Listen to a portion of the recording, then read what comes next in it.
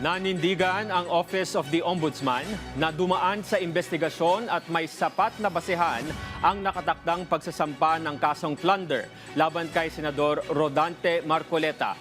Ito ay kaugnay ng umano'y 75 million pesos na kanyang tinanggap na campaign donation noong 2025 elections.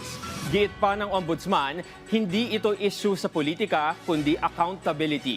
Si Rod Lagusad sa sentro ng balita. Hindi pagbaluktot ng batas ang pagsasampa ng kasong plunder ng Office of the Ombudsman laban kay Senator Rodante Marcoleta. Ito ang binigyang diin ni Assistant Ombudsman Miko Clavano kasunod na rin ng inilabas na pahayag ng Iglesia ni Cristo na nagsagawa ng kilos protesta sa EDSA ngayong araw na nagdulot ng mabigat na daloy ng trapiko. Ang pagbaluktot po siguro ng batas ay hindi pagkaso sa mga nagkamali. Yun po siguro ang magiging punto din ng Office of the Ombudsman.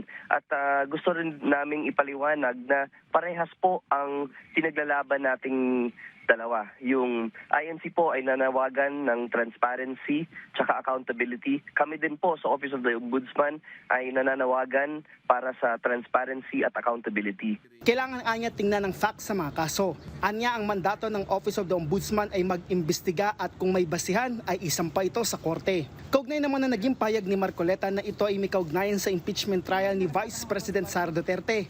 Ayon kay Clavano, hindi ito politika kundi accountability. Lahat po ng ebidensya na ginamit po ng investigators sa opisina ay nanggaling din po sa kanya. Hindi naman namin to hinanap pa, hindi namin ito pinaghirapan at wala naman pong nagpunta sa ground or sa field para hanapin ang ebidensya dito, kundi nanood lang po yung mga investigators sa mga interview. Dito anya ay nakita na maituturing itong admission of guilt. Kaya paliwanag ni Clavano, mahirap na sabihin na ito ay politika, lalo't hindi lang ito ang inanunsyo kahapon ni Ombudsman Jesus Crispin Remulla. Kusan sinabi ni Remulla na nasa preliminary investigation na ang investigasyon sa 8 kongresista, kaugnay naman ang issue ng flood control projects. Rod Lagusad, para sa Bayan.